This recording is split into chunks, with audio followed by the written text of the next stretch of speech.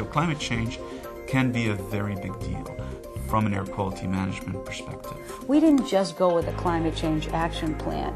We went with an economic development strategy. The purpose of a multi-pollutant planning framework is to be thinking about these trade-offs and these interactions all the time. Every state is going to be interested in environment, energy, economics. Every state is. We're also looking to the future and making sure that we're going to create a strong and a vibrant environment. And I think green policies are very much a part of that. In fact, they're probably critical to it. How much impact air pollutants have on climate change is largely affected by how those aerosols and ozone concentration levels change in the future. We're proud that once you establish these partnerships, these programs are then sustainable. Welcome to the Air Pollution Distance Learning Network. I'm Jenny Noonan, and I'm here today with Steve Page, Director of the Office of Air Quality Planning and Standards. Thank you for joining us for this broadcast. Thanks for being here, Steve. My pleasure, Jenny. Steve, we know that climate change has had a lot of press, a lot of attention in Congress, and conceptually it makes sense for air quality and climate to be considered together. Why is it important now to understand the linkages between climate and air quality? You're right. It does make sense to think of them together. Unfortunately, this has not always been the case. As I travel and meet with air pollution professionals across the country, I've heard that people are hungry for more information about the interactions between air quality and climate change. In some places, the two issues are dealt with together with multi-pollutant strategies. But in other places, the issues are treated separately. There are three key reasons why I think it's important to consider them together. First, the science is demonstrating the linkages. Study after study conducted by the U.S. government's Climate Change Science Program and the IPCC Fourth Major Assessment Report show that we know more about the physical processes of climate change and the relationship of these processes to traditional air pollutants. Second, our work to improve air quality is not done. We've tightened many NAAQS over the last several years. In many areas, the easy reductions to meet these NAAQS are over. We must consider how to reach these standards in the context of a changing climate. And third, the sources are the same. There is a lot of overlap in the sectors of concern: transportation, energy-intensive industries, coal-fired power plants, etc. There are many, many overlaps between these two issues. So putting it together, we must take action on both fronts. It makes sense to integrate our planning and take action on both priorities. And what are the goals for this broadcast? The goals of this training are twofold: provide the audience with a deeper understanding of the science linkages between climate and air quality, and give a flavor of the cutting-edge research and why it's important for climate experts and air quality planners to understand these issues. Second, we want to provide real-life examples where policies and approaches dealing with both climate change and air quality are being tried. Steve, I'm very excited that in today's broadcast we have some world-class scientists, including Dr. Daniel Jacob, who's from Harvard, who's going to talk about the climate and its impact on air quality, and then also Dr. Alice Gilliland from EPA's Office of Research and Development, who's going to explain how air pollutants, such as particles, such as smog, affect climate. And these researchers are going to explain some basic information about climate change, including the analytical tools they use, the uncertainties associated with these tools, and then they're also going to summarize some of the latest climate change and air quality research. Right. Jenny, this broadcast is really geared toward an intermediate to experienced audience. These segments condense and explain the details of the latest studies and modeling results. We're putting the big questions on the table: what we know and what we don't know. For example, how can we quantify and plan for the effects of future climate change on air quality? Do we know how changes in climate may impact different regions of the country? For example, will there be more or fewer PM and ozone non-attainment areas as a result of climate change alone? Since air pollutants can contribute both to warming and cooling of the atmosphere, what do we know about the net impact on future climate from air pollution control strategies? And in addition, today we're going to hear from Leah Weiss from NESCOM, which is the Clean Air Association of the Northeastern States. And she's going to talk about the work that the Northeastern states have been doing to develop a multi-pollutant analysis framework. NESCOM has been giving considerable thought to the interplay between climate, toxics, traditional air pollutants, and energy. And Leah's discussions about pollutant trade-offs and fostering institutional capacity are especially interesting. EPA has been heavily involved in research and partnerships that integrate air pollution policies with climate and air quality. And some of those programs are in today's broadcast. Yes, we are very interested and involved in several efforts to evaluate and integrate climate change and air quality management programs. We're improving our tools to be able to assess and characterize both greenhouse gas and co-pollutant impacts and benefits.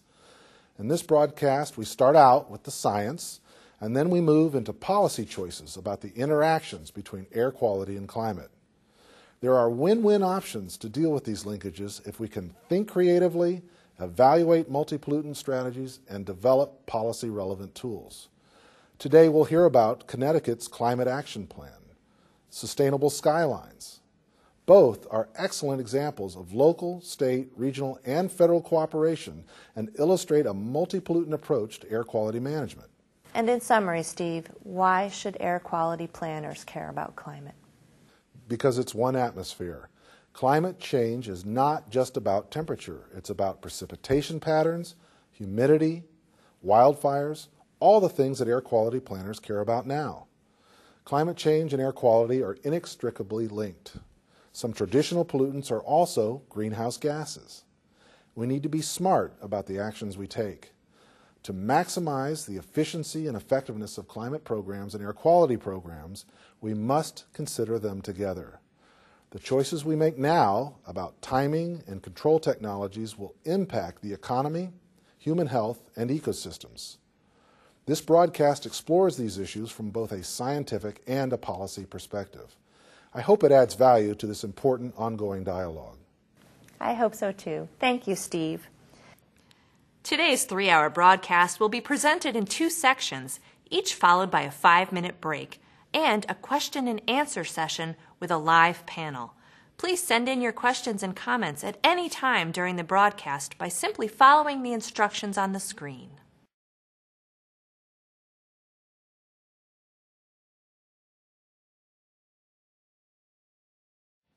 The first question and answer panel will address the linkages between climate and air quality and the multi-pollutant analysis framework. The final panel will address the case studies featured in the second half of today's broadcast. Let's begin with Drs. Alice Gilliland and Danielle Jacob, who will discuss air quality impacts on climate and climate impacts on air quality. So, air quality pollutants, many of them have radiative effects, either scattering or absorbing properties. You're probably familiar with greenhouse gases that relate to climate. Greenhouse gases are more long-lived pollutants like carbon dioxide and methane and nitrous oxide. These have absorbing properties, so that when the solar radiation enters the Earth's atmosphere, the Earth then absorbs that radiation and emits it as long-wave radiation. Greenhouse gases have the absorbing properties, so that they kind of trap some of that long-wave radiation that would have otherwise left the atmosphere. So it kind of traps more of the energy into the Earth's system. And some air quality pollutants, such as ozone and black carbon aerosols, which are a component of primary PM2.5, small fine particulate matter, they have absorbing properties. And then other aerosols have scattering properties like sulfates, nitrates.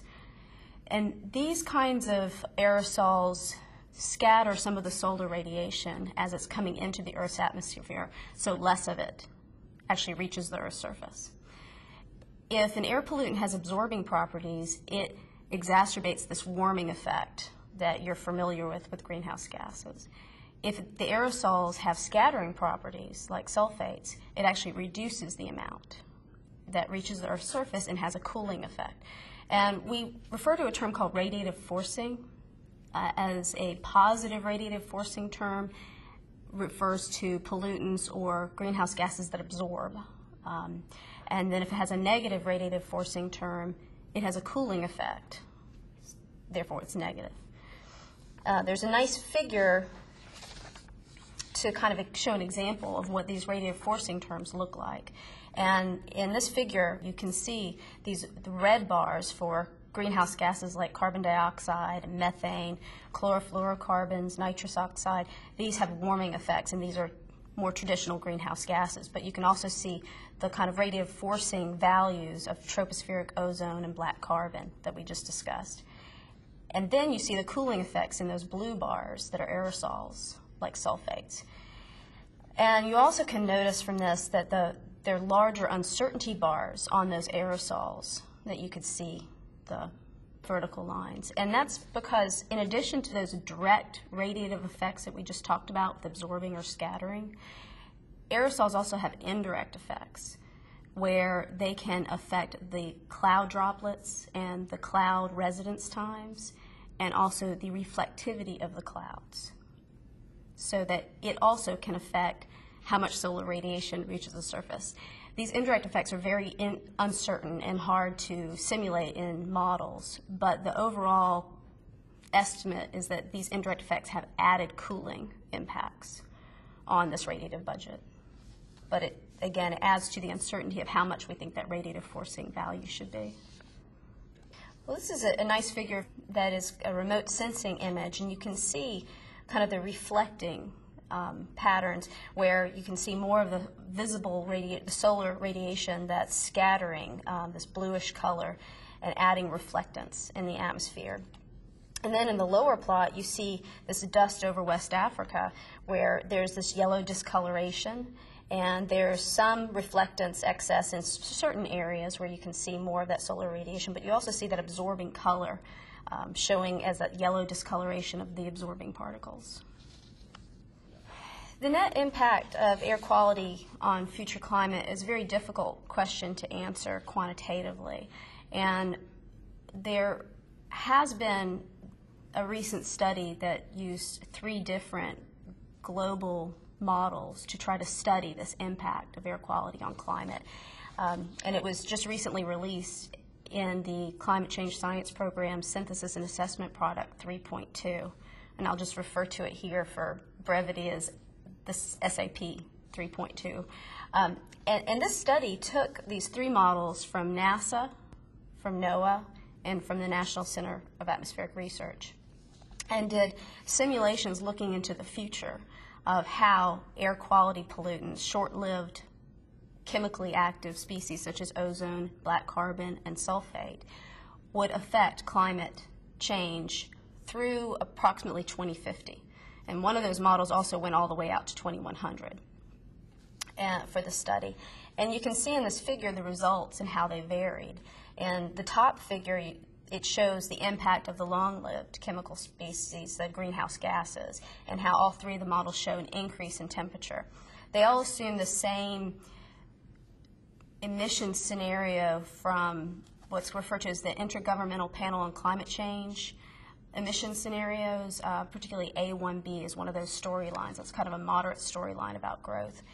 And so these models all show an increase in temperature up to 2050 from long-lived species. But for short-lived species, you see very different answers depending on the different model simulations. The biggest reason for the differences in these 3 models is the assumptions about how the emissions change for these short-lived air quality pollutants, particularly black carbon, sulfate precursor SO2, and other precursors impacting ozone. How much impact air pollutants have on climate change is largely affected by how those aerosols and ozone concentration levels change in the future. And what you see from this plot, the lower plot, is that the red line, which is the NOAA Geophysical Fluid Dynamics Laboratory global model, and the NASA Goddard Institute for Space Studies global model, which is the green line, both show an increase in temperature due to the short-lived pollutants by 2050. If you average the results of those 2, it suggests from that about 20% of the warming, the globally average warming, is being influenced by those air quality pollutants. Now the NCARB, National Center for Atmospheric Research results, which is the blue line, actually shows a decrease in temperature caused by short-lived pollutants. But again, this is because of the assumptions that go into the emission scenarios. So it really highlights how important it is that we focus in on what those emission changes might look like in a future scenario.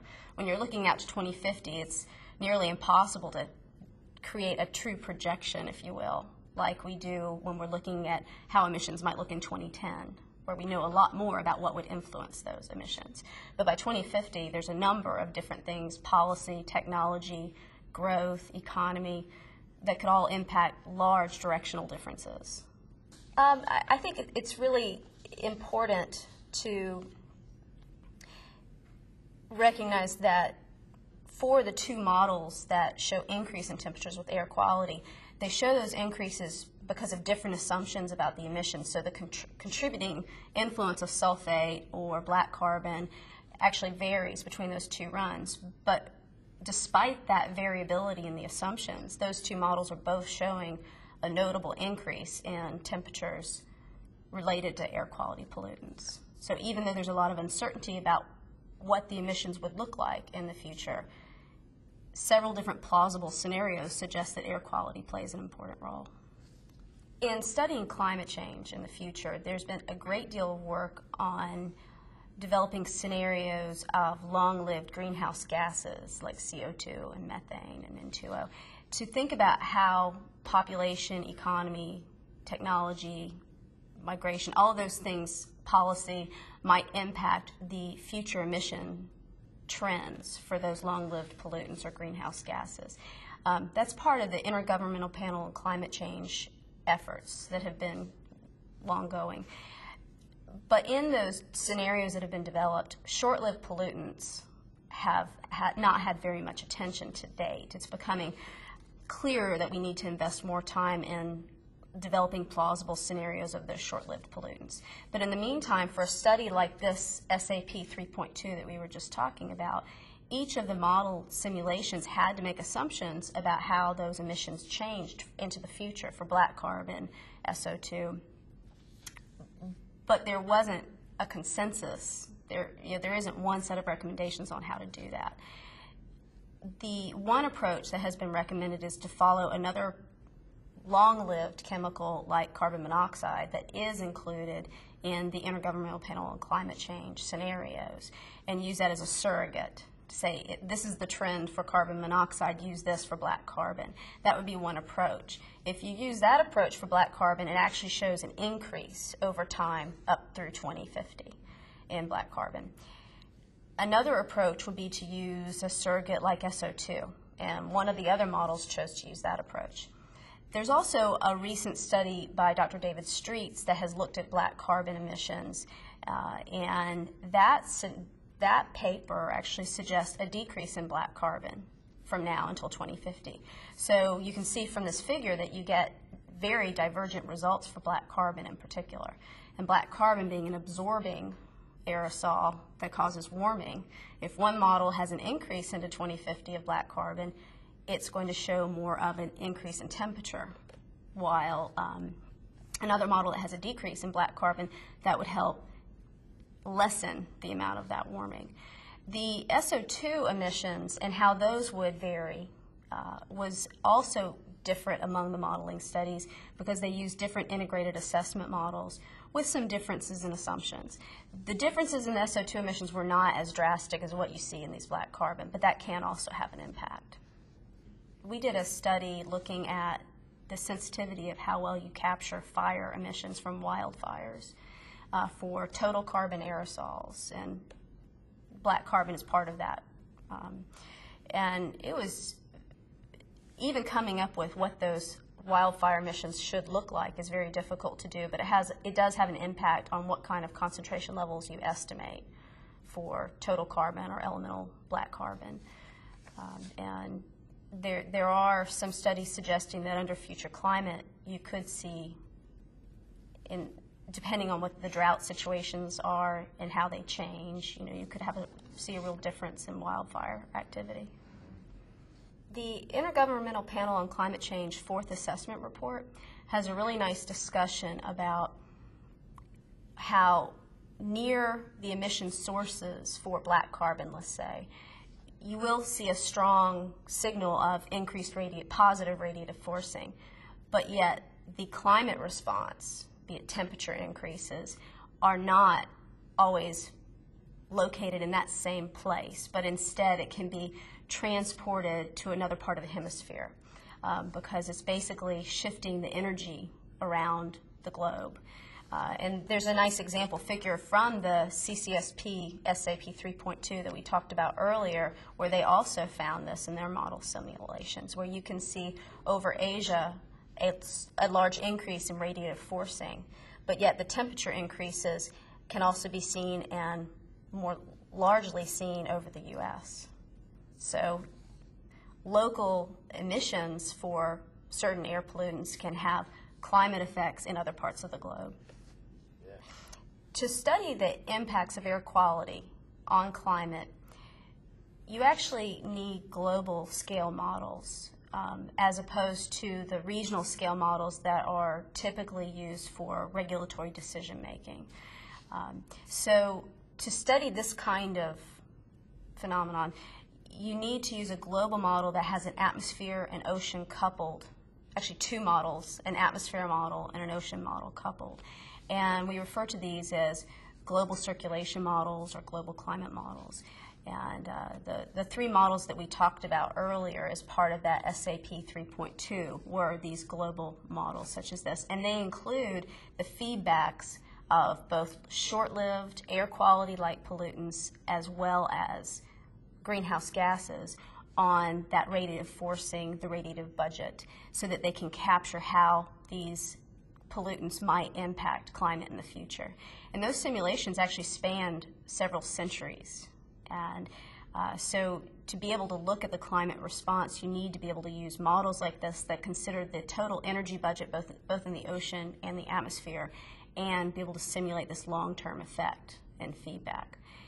For example, the Community Multi-Scale Air Quality Model, CMAQ, is now developing the capabilities to have direct effects of these air pollutants back on the radiative budget included in the model. So, for example, we were looking at the radiative forcing impacts of air pollutants over the globe. A similar kind of estimate could be calculated for CMAQ to look at the radiative forcing impacts from these air pollutants. However, that does not give you the climate response, and the climate response is not local to where the radiation. Many studies have shown that the change in radiative forcing and the climate response are not always spatially in the same location. So we really need to be able to tie to the global models and think about the climate response at that scale, both temporally and spatially. Having both the regional scale models and the global models is very important for these kinds of problems, because you need to understand how those regional scale changes will impact air quality.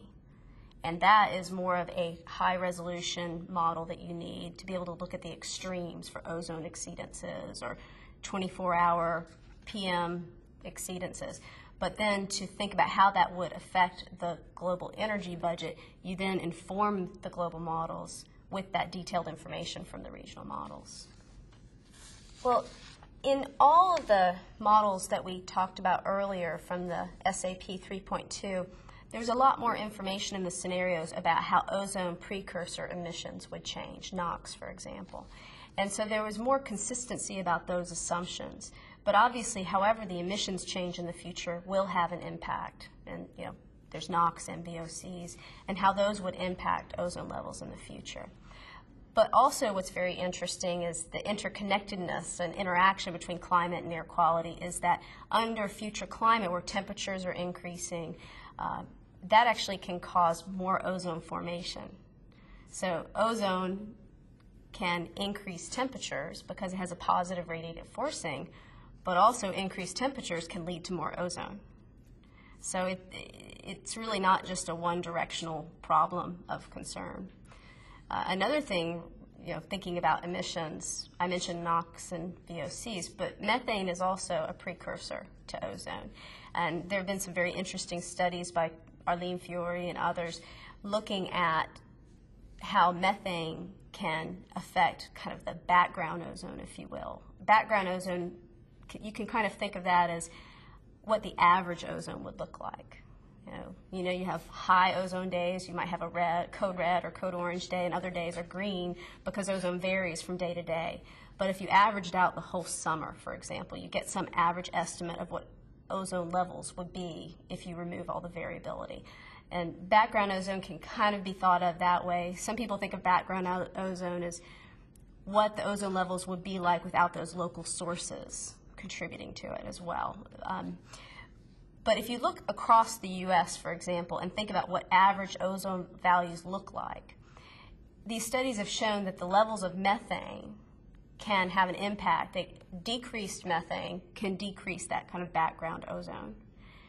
And methane is a greenhouse gas, and it's long-lived. It has a chemical lifetime of about 10 years in the atmosphere, which means that it gets very well mixed. And that, again, is one of the reasons why it impacts more of that average, spatially averaged kind of ozone levels.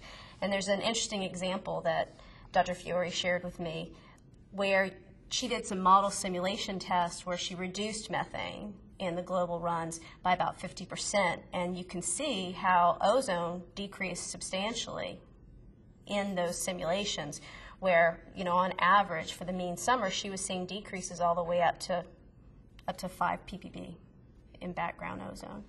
So methane can lead to warmer temperatures because it has a positive radiative forcing. It's a greenhouse gas. And more methane can increase that ozone. And ozone is also a positive radiative forcing. So many people look at methane as an important driver to trying to either helping the situation, because you could reduce both a greenhouse gas itself and help lower ozone, which in its own way acts as a greenhouse gas. Well, one of the future challenges that we talked about earlier is trying to develop more confidence in how we think these emissions will change in the future. Black carbon is not as well controlled right now as it could be, but what policies might be put in place internationally, this isn't just about one country, that could impact what those trends in black carbon emissions would look like. How might we be able to develop more confidence in a set of emission scenarios that could be used further to study the impact of air quality and decisions that influence future air quality, how it might help climate, because ideally we want to find things that both improve air quality and climate. And then the modeling tools are a challenge as well, because we talked about needing the regional models and the global models. We've done some work linking and working together with global models and regional models, but there's still more integration of these tools that we need to do before anyone can really come to a quantitative conclusion about all of the different possible scenarios that we might see. We're right now in a period of very rapid climate change. It's been accelerating over the past decades, and we projected that it's going to accelerate further in the century ahead. And this climate change is something that we understand, at least qualitatively, fairly well. It's associated with a buildup of greenhouse gases, and greenhouse gases trap infrared radiation, thereby warming the Earth. We understand the global aspects of climate change reasonably well, but there are things that we don't really understand about the regional aspects and also the prospects for abrupt climate change in the future. Well, climate change is often called the grand environmental issue of our time, and for two very good reasons. The first one is the remote but real possibility of very abrupt climate change disrupting human society and possibly life on Earth. But the second one is the wide array of implications for human society that gradual climate change will have. And one of these areas of application is air quality. We all know that air quality depends on weather, and climate is nothing more than the statistics of weather. So therefore it makes sense that change in climate will affect air quality.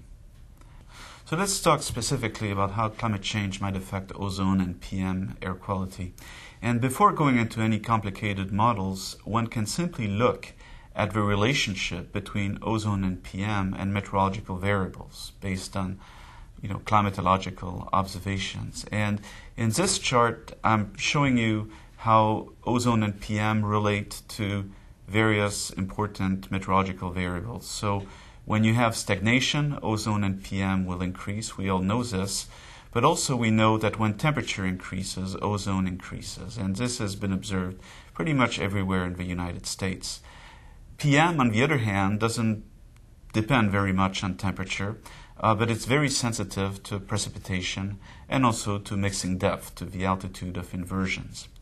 Now, we know very well that the future climate change will mean higher temperatures, and we know also with some confidence, I'll elaborate on this in a minute, that the future climate will bring more stagnation episodes.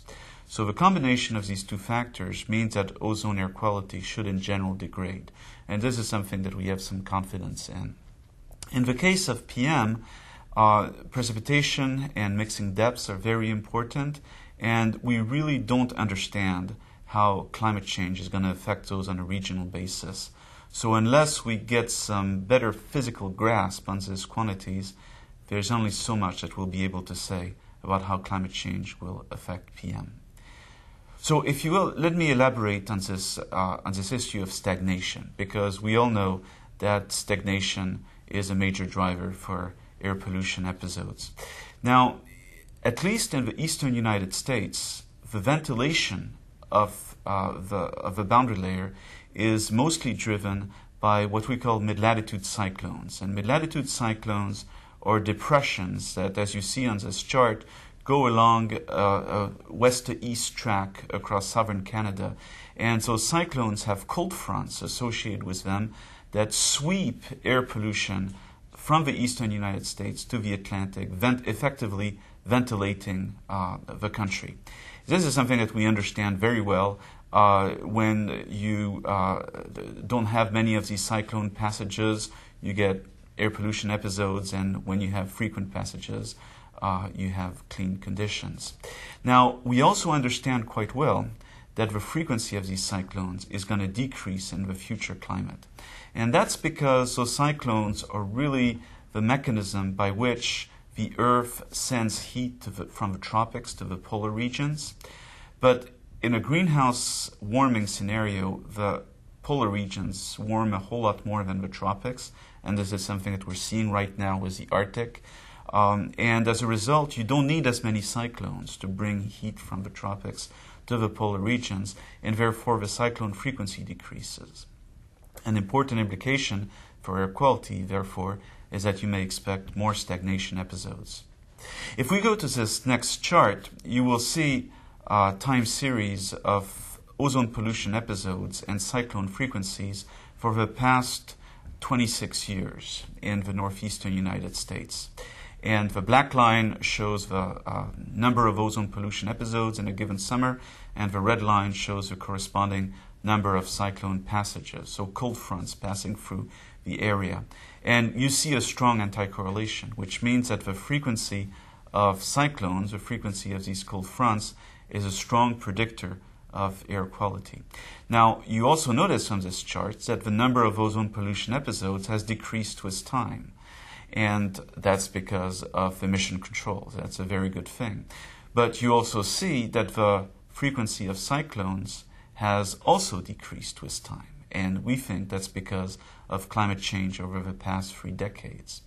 The upshot of this is that air quality would have improved significantly more had it not been for this climate change that has taken place over the past 3 decades.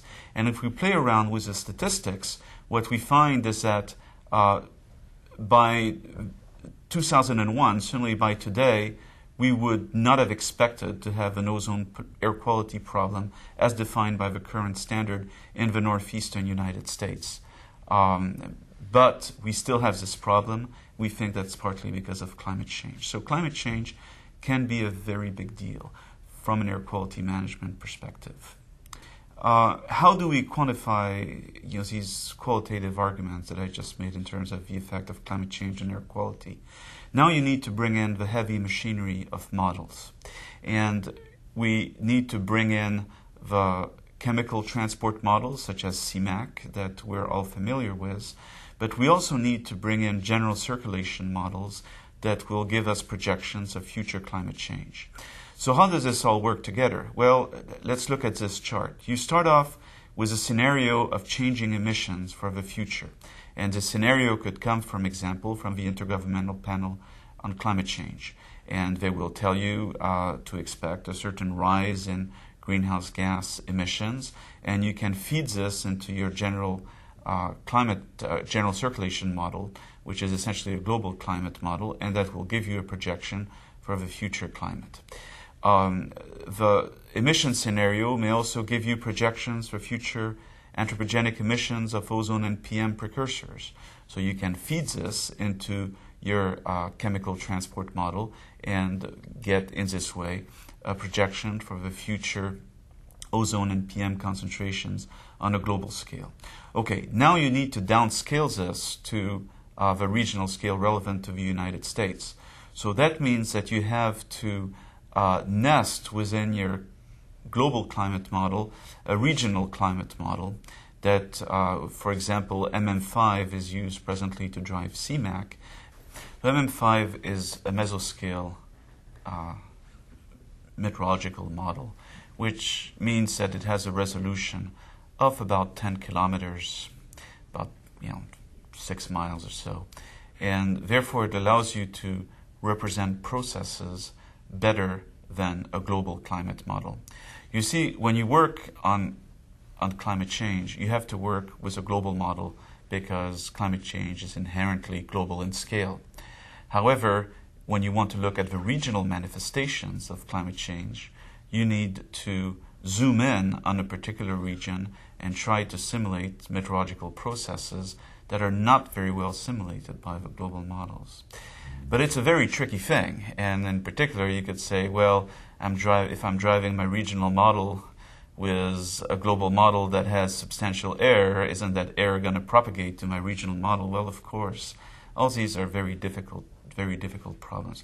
But this is to say that the machinery involved in trying to quantify the effect of climate change on air quality is very complex, very uncertain, and very computationally demanding. But we're going to have to go through this if we are going to make quantitative assessments of various policy options in terms of how climate change might affect air quality. So EPA has actually launched on a major effort to develop these kind of models and apply them to future scenarios in the United States. And what I'm showing you on this chart is what we call an ensemble of model simulations. That is, a number of different models from different institutions that were funded by EPA to look at the effect of climate change on air quality in 2050 relative to present. So these different models were driven by different scenarios for future greenhouse gases. They use different global climate models. They use different air quality models. Everything is different in these models. And so by comparing the results from the different models, we can have a sense about the robustness of the results. So what I'm showing you on this chart is the increase or decrease of ozone air quality in different regions of the United States for 2050 versus 2000 from the 6 different models. And what you see is that all the models project increases in ozone, that is, a degradation of ozone air quality in the Northeast and the Midwest.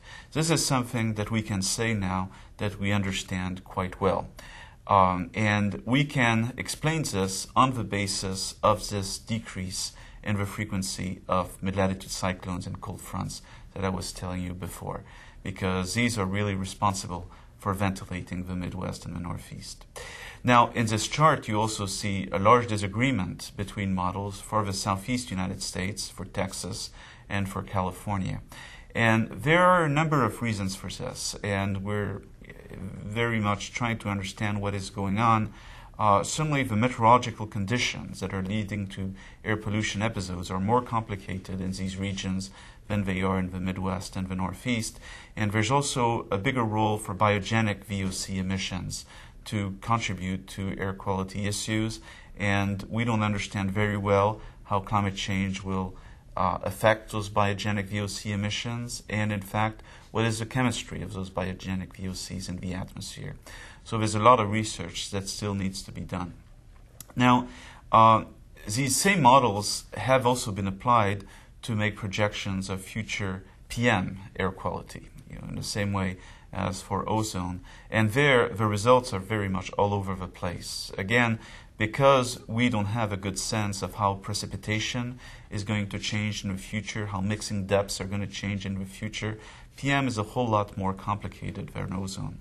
There's one thing that we can say about how PM air quality might evolve in the future climate is that we can expect, as a result of climate change, to have more frequent and larger wildfires in the western United States and in Western North America in general, including Canada. And this is something that we understand quite well. Over the past several decades, fire frequency and size has increased in North America, and we can relate this to increasing temperatures and drought. And as you can see from these charts, the increase in fires has occurred in both the United States and also in Canada. Now, we can use then our models for the 21st century climate to tell us how fire frequency might increase in the future climate. And on the basis of that, we find that the increase is substantial enough to drive increases in PM of about 0.5 microgram per cubic meter on an annual average basis in the western United States. So a significant consideration for air quality planners. In terms of regions, we can say with some confidence that the Midwest and the Northeast will suffer in terms of ozone air quality as a result of climate change. And the jury is still out for the Southeast or for California. We can expect the western United States to have a degradation of PM air quality as a consequence of more frequent fires. Another aspect of climate change in terms of ozone air quality is that the effect is expected to be the largest in urban areas and also during pollution episodes. And there is some consensus among models about these effects. We are talking about increases of ozone as a result of climate change, if emissions stay constant, of typically 1 to 10 parts per billion. And the upper end, about 10 parts per billion, is what you might expect in urban areas and during pollution episodes, so under the conditions that are of most relevance for air quality planners and meeting air quality standards. Now, what does this mean in practice? Because at the same time that climate is changing, emissions are changing, of course. But what this means is that in order to achieve a given air quality goal, we're going to have to ratchet up the emission controls to make up for this climate penalty. In other words, a given level of emission controls that would allow you to meet an air quality standard for the present climate will not be enough for the future climate. You will need to do additional work in order to meet the air quality standards. In the southeast, the ventilation is mostly by inflow from the Gulf of Mexico around the Bermuda High. And also in the summer, there's a lot of convection in the southeast that plays a role in ventilating the boundary layer. And we're not getting from the climate models a consistent picture of how these will change in the future climate. Some models have the southeast becoming much drier in the future because inflow from the Gulf is weakened. But as the southeast becomes more drier, then you have a lot more convection, except you have fewer thunderstorms. It gets very complicated. The western United States is a very difficult region for climate models because of the topography, because of all the mountain-driven circulations that climate models just cannot properly represent, and yet play a critical role in the ventilation of our urban centers in the West. So now we're getting into another interesting issue, which is the role of hemispheric scale transport in contributing to air quality problems in the United States. And this is something that has attracted increasing interest, particularly with the industrialization taking place in China. This is a problem that we are starting to get some understanding of, and we know that the industrialization of East Asia is having some significant implications for ozone air quality in the United States. Not so much for PM, because the PM background is very low. Now, interestingly, what climate change is expected to decrease the level of intercontinental influence, because the overall circulation of the atmosphere is expected to slow down a little bit, and we also expect to have increasing water vapor in the atmosphere as a result of evaporation from the oceans, which will lead to a shorter lifetime for ozone. This is not really relevant for regional air quality, but when you talk about ozone transported on a global scale, it becomes very important. Now, so what we might expect over the 21st century is that as a result of climate change, the ozone background will go down a little bit, but this may be more than compensated by the increase of emissions, particularly from Asia. And so we're going to have to see how changes in global emissions versus change in climate play out in the evolution of the ozone background. I would like to emphasize that the effect of climate change on air quality is a potentially significant effect. So it's not an effect for which air quality planners can say, oh, well, it's going to be very small compared to the effect of changing emissions, and I really should focus on changing emissions, and this climate change effect is going to be in the noise. Not so. Over a time scale of a few decades, the climate change effect could be substantial.